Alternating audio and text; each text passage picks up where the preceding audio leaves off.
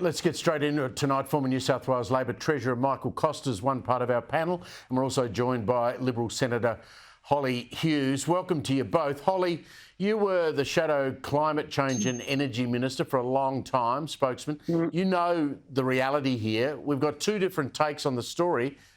Where does the truth lie?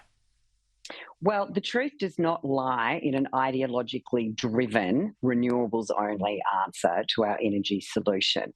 It is a complete and utter myth that our country is going to be able to be fueled and the lights kept on and businesses kept running on a fully renewable system. It just doesn't exist. It's not going to happen. And we are consistently being lied to when it comes to the true cost of renewables. When you look at the transmission lines cost, what is going through communities, and we're seeing companies now not being able to live up to those promises of projects to be delivered in transmission lines anyway.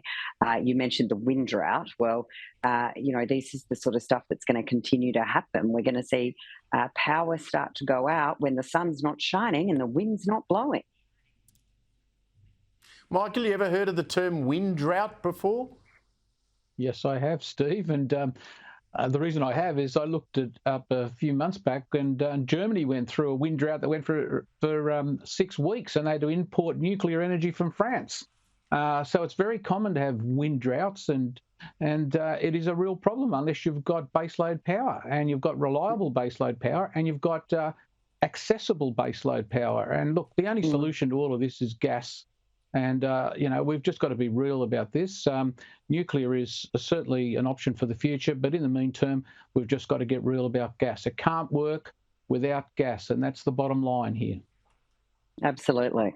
Well, speaking of gas and speaking of energy, both of you, as I mentioned at the top of the show, wholesale electricity prices have been going up, forcing energy bills up again, especially for commercial businesses, all because, and here there's a prolonged stretch of cold weather. So we shouldn't be surprised by this. I mean, Hollie, we've been saying this over and over and over again. How is it that Chris Bowen can just sit there and go, well, no, cheaper, renewables are cheaper, and that's the road we're going down? I mean, Blackout Bowen is just on an ideological crusade. It's disgraceful. And I mean, as a nation, we are basically floating on gas. It is just obscene, this ideological objection against gas. The fact we're exporting so much. Michael's right. We should be trying to get as much gas into the system as possible whilst we make the transition to a much better balance of energy solutions. We should be looking to nuclear in the future because it is zero emissions, but it is reliable base load energy. That's what will keep the lights on. That's what will keep power prices down. But in the interim, we need to make sure we have gas firming up the system. Wind and solar are simply not going to cut it.